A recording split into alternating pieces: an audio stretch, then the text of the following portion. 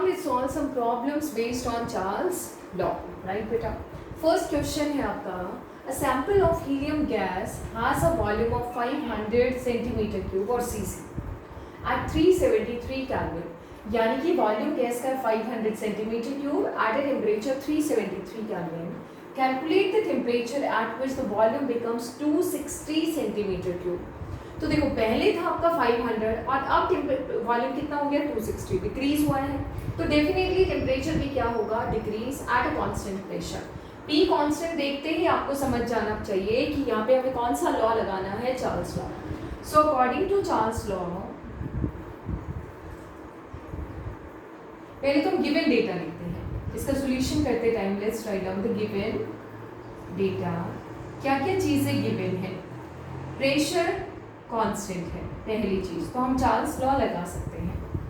Volume V1 कितना है बेटा 500 centimetre cube at a temperature T1 is equals to 373 kelvin. V2 की अगर हम बात करें, V2 आपका गिवन है 260 सेंटीमीटर क्यूब और टेम्परेचर आपसे T2 पूछा है क्या होगा. फाइन. अब प्रेशर चूंकि कांस्टेंट है, so we can easily go for Charles law. So now according to Charles law,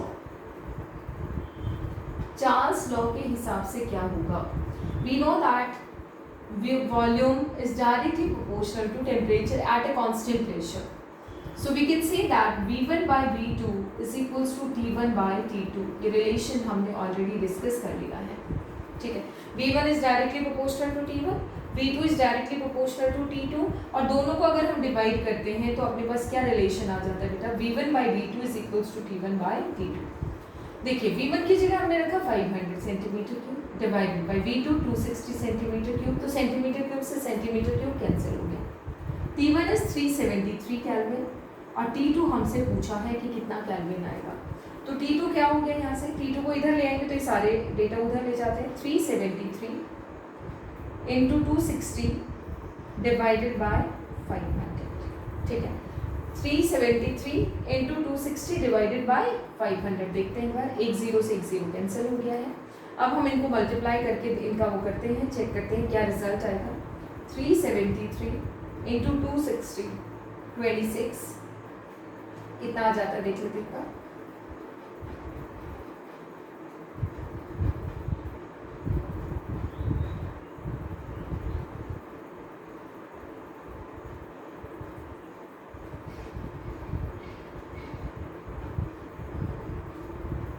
9698 आ गया है. इनका मल्टीप्लिकेशन अगर हम देखें तो कितना आ गया बेटा 9698.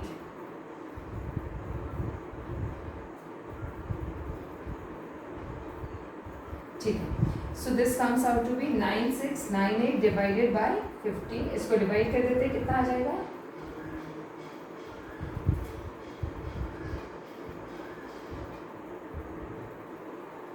193.92 केल्विन. टेम्परेचर कितना आ गया है 193.92 केल्विन. तो देखो वॉल्यूम डिक्रीज हुआ 500 से 260, ठीक है, ऑलमोस्ट हाफ है. तो टेम्परेचर डिक्रीज हो गया 373 से 193.92. तो ये हम फाइंड आउट कर सकते हैं बाय यूजिंग चार्ल्स लॉ. अब हम चलते हैं नेक्स्ट न्यूमेरिकल में. क्या है ये numerical, a flask was heated from 27 degree Celsius to 227 degree Celsius. यानी कि टेम्परेचर जो गिवन डेटा है उसमें T1 कितना है, T1 is 27 degree Celsius and T2 is 227 degree Celsius. But we already know that while solving the problems we should always use the temperature in Kelvin scale. हमें temperature हमेशा किस में use करना पड़ेगा बेटा, केल्विन स्केल में use करना पड़ेगा. तो यहाँ पे सिंपल सा है आपका, टेम्परेचर डिग्री सेल्सियस में है तो उसको हम केल्विन में कन्वर्ट करेंगे. 27 plus 273 comes out to be 300 kelvin. इधर टेम्परेचर क्या हो जाएगा 227 plus 273 comes out to be 500 kelvin. इसको हम इरेज कर देते हैं ताकि हमें थोड़ा स्पेस मिल जाएगा.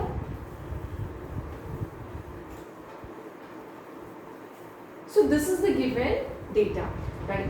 दो टेम्परेचर हमने देख लिए हैं. इन्होंने कहा कि calculate the volume of the flask if 0.1 decimetre cube of air was expelled from the flask at 227 degree Celsius. देखो सिंपली ये लैंग्वेज भी मिल सकती है आपको, इसके अलावा ये भी मिल सकती है कि expel from the flask at this temperature due to heating. भाई आपने कंटेनर को गर्म किया है, गर्म किया तो डेफिनेटली गैस का वॉल्यूम बढ़ेगा। वॉल्यूम बढ़ने के लिए फ्लास्क को एक्सपेंड करना पड़ेगा। सपोज फ्लास्क एक्सपेंड नहीं हो पा रहा है तो फ्लास्क से वो गैस क्या कर गई है, एस्केप कर गई। तो जितना वॉल्यूम बढ़ना था उतना ही गैस क्या कर गई है, एस्केप कर गई है। तो हम क्या मान लें, मान लो V1 है, V1 है V volume, V decimetre cube है लेट से। तो V2 क्या होगा बेटा, जितना एस्केप कर गया प्लस जो वॉल्यूम है कंटेनर का। मान लो ये इतना बड़ा कंटेनर है, आपने इसको रखा 300 केल्विन पे। अब आपने इसको गर्म किया है और गर्म करके मान लो आपने टेम्परेचर कर दिया 500 केल्विन। तो जो गैस का वॉल्यूम बढ़ना चाहिए था वो तो बढ़ नहीं पाया कंटेनर की वजह से। तो जितना बढ़ना चाहिए था उतनी गैस इसमें से क्या कर गई है, एस्केप कर गई है। तो यानी कि दोनों का जो डिफरेंस था उतनी गैस क्या कर गई है, एस्केप कर गई है। तो एस्केप कितना करके गई है बेटा, 0.1 डेसीमीटर क्यूब। तो इसका मतलब इतना एक्सपेंशन हुआ होगा। तो V2 क्या हो जाएगा, V प्लस 0.1 डेसीमीटर क्यूब। ये आपका वॉल्यूम आ जाएगा फाइनल। अब हम इसको सॉल्व करते हैं, क्या कैसे होगा ये, same relation, because the pressure is constant as P is equals to constant. So Charles law can be applied. So according to Charles law क्या होगा, V1 by V2 is equals to T1 by T2. Very simple. V1 is V, V2 is V plus 0.1 is equals to T1 is 300 and T2 is 500.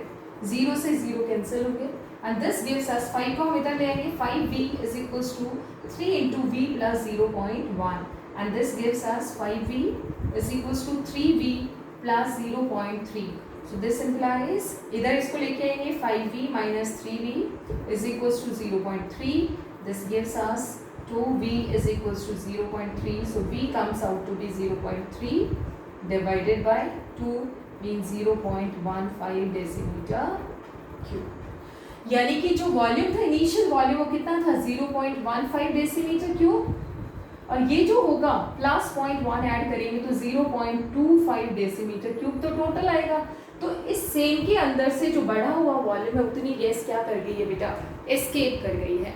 So this way you can solve such problems. Next है आपका, suppose करिए question आपसे पूछा जाता है, draw a graph between, draw a graph between pressure, volume and temperature at different pressure P1, P2, P3, P4 such that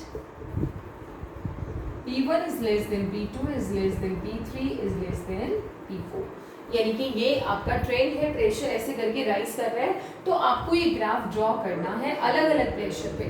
सो क्या है आपका, this is again according to Charles law and ये भी mention according to Charles law. Let's say this side volume and this side temperature. हमें पता है volume और temperature का वेरिएशन कैसा आता है। अगर टेम्परेचर केल्विन स्केल में है तो हम कह सकते हैं कि इस तरीके से हम लेते हैं और एक्स्ट्रापोलेट करके कहाँ तक आ जाता है बेटा, ओरिजिन तक आता है। तो 4 प्रेशर पे ग्राफ ड्रॉ करना है तो डेफिनेटली आपके 4 प्लॉट्स आएंगे।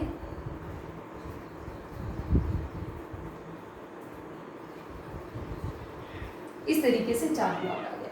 अब लेबल करने की बात है कि P4 कौन सा होगा और P1 कौन सा होगा।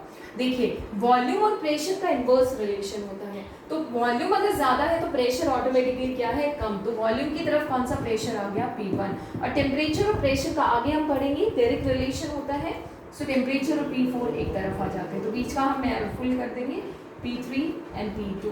This way you can have a graph between volume and temperature. This way you can solve the problems based on Charles law. Numericals आ सकते हैं, graphical representation पे based, या फिर इसका practical application क्या है ये पूछा जा सकता है। इसके बाद हम next gaseous law डिस्कस करेंगे।